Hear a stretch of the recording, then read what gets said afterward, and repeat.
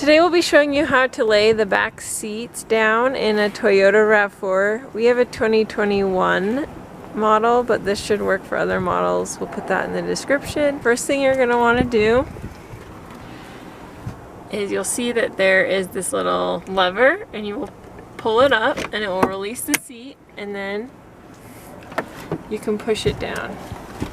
You'll see the same thing on the right side. And you'll notice too, when you push it up, that will show that the seat has been released. There's a little red tab that will pop up, and you can go ahead and put that down.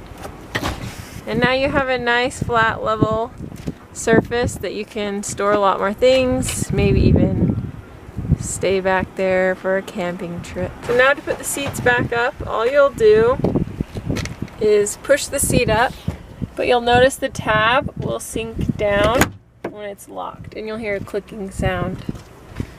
And you can do that for the other side. See that the tab has gone down and it's clicked into place. Thanks for watching Big Al Repairs. Hopefully you'll subscribe.